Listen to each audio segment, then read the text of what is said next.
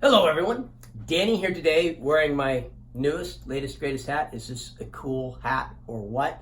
My wife and I went to this little town called Winthrop, and it's a little mining town that's near here. People told us we had to go visit, and it was so cool. And they had this really cool hat shop. I think it's called the Iron Horse.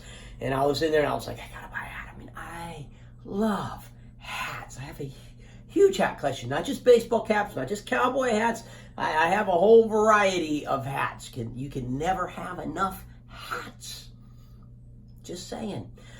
But I'm not here to talk to you about hats, am I? I am here to talk to you about John Flanagan's book, The Royal Ranger, A New Beginning, narrated by John Keating. This book continues the story of Will, who was the main character in The Ranger's Apprentice. Before I get into that, though, I have a favor to ask. If, like me, you love audiobooks, books in general, please subscribe to my channel. Turn on notifications. Come join me on my audiobook journey. Excuse me. It's that time of the year again. Allergies. Gotta love them.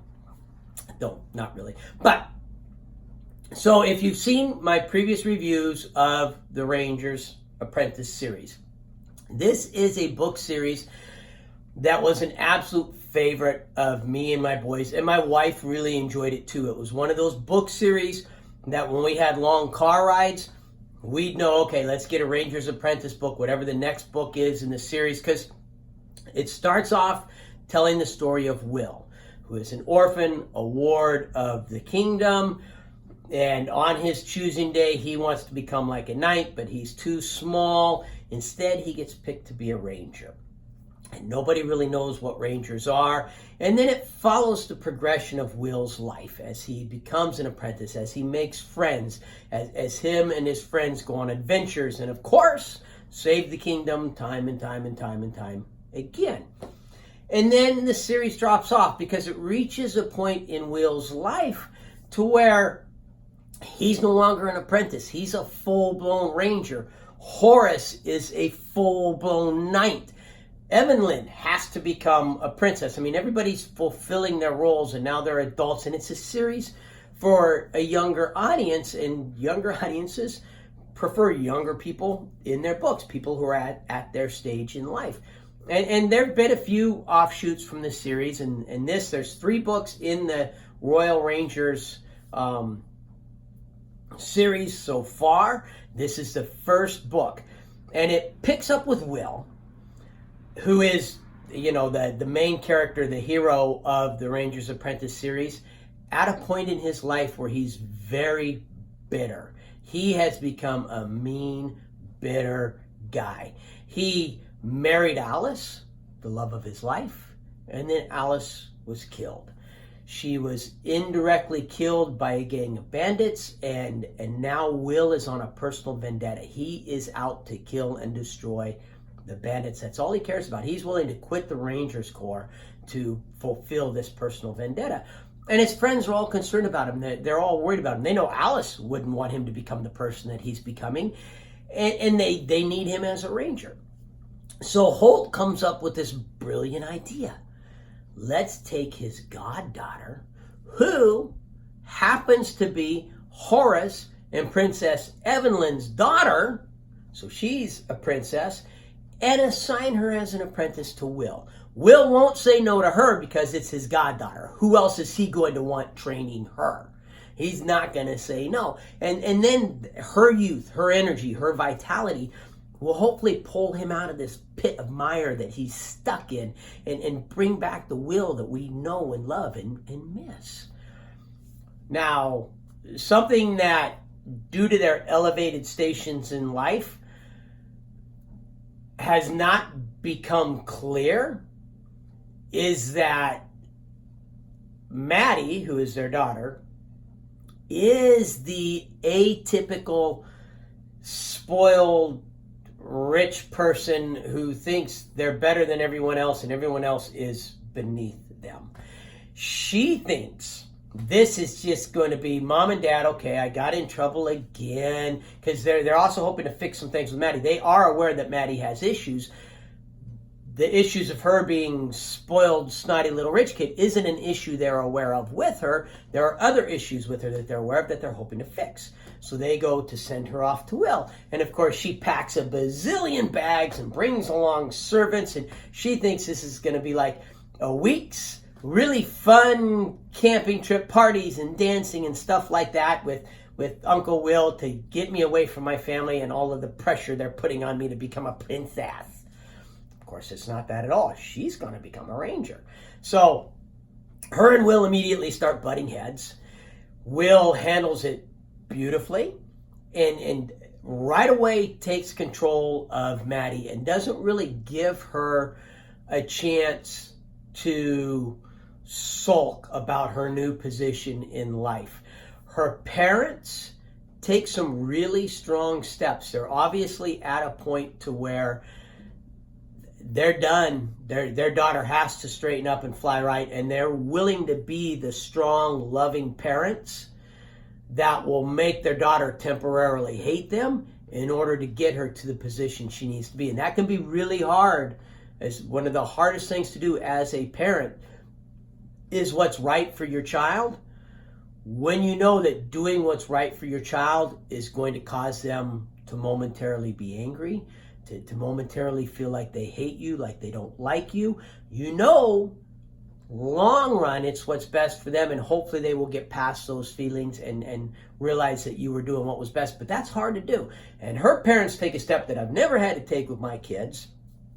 I don't know how I'd do it if I had to, but it's a strong step that they take, and it really smacks Maddie in the face. And Will doesn't give her a chance to kind of dwell and sulk on it. He immediately throws her into a ranger training. And to her credit, it doesn't take her long to bounce back and to really attack and start really enjoying the ranger training and to realize this is what she's been wanting all along, to feel like she has a purpose, a meaning in her life. The balls and all that fluttery stuff wasn't giving her purpose in her life. This was. And her and Will start to get close together. You go through a lot of what Will went through in his first book, The Ranger's Apprentice, with his training. You know, some of the tricks that Holt played on Will tries to play on Maddie, because he's like, oh, this is it. This is a chance. Yeah, sure. Go ahead if you think that's the right thing to do.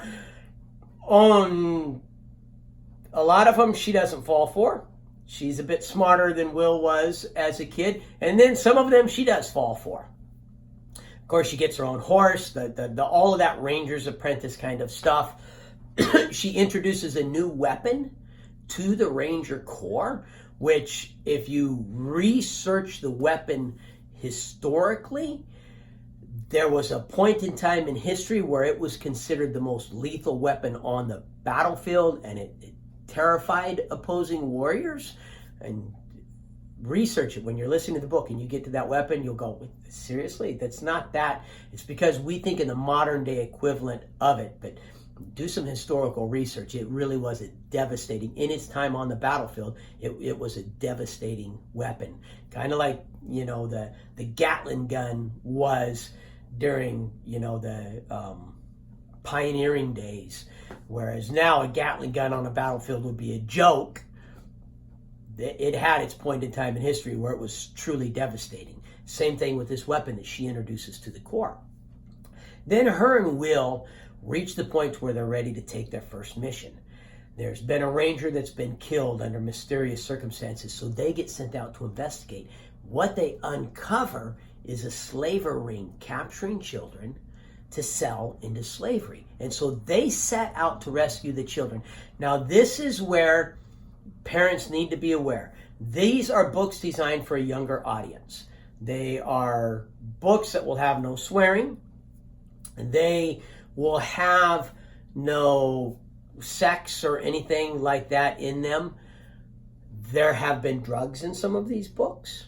There have definitely been killings, and there has been slavery in the previous Ranger's Apprentice series. They're all addressed in a way that shows the evils and the horrors of that without being truly traumatizing. So no matter what age my boys were at, they would have been perfectly fine with these books. My wife has listened to the book. She's the most sensitive person in the family. And it's not just because she's a gal. My sisters are gals. And depending upon which sister you're talking about, some are really sensitive.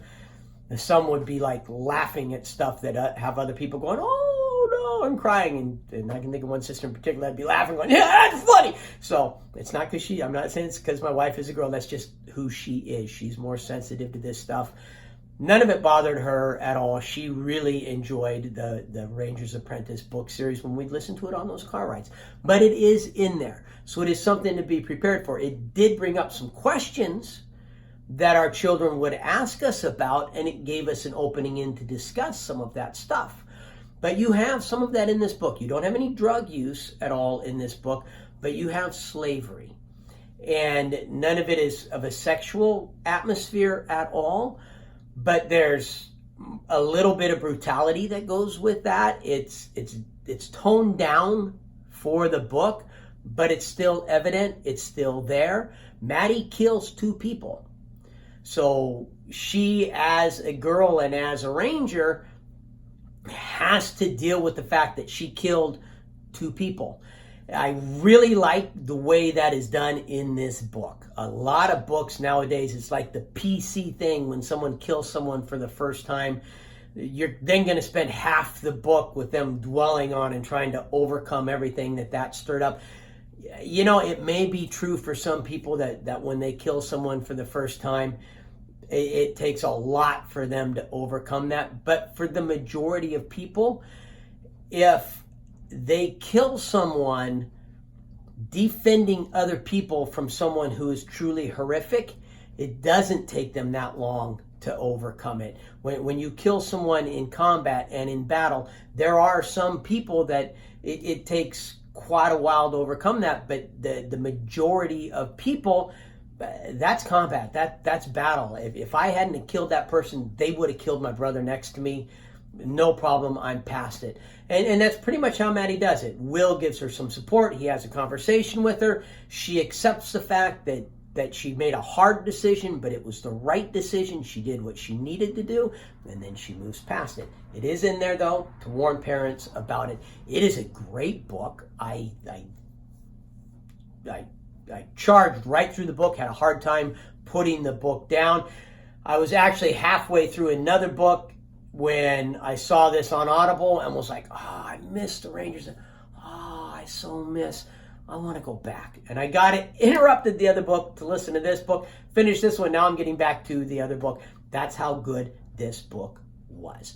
If you like my channel, please subscribe. Turn on notifications. Questions, comments, feedback. It's what the comment section is for. Put them in there. But most importantly, no matter what else you do today, make sure that today you listen to at least one really good audiobook. And I highly recommend The Royal Ranger, A New Beginning by John Flanagan. Thank you.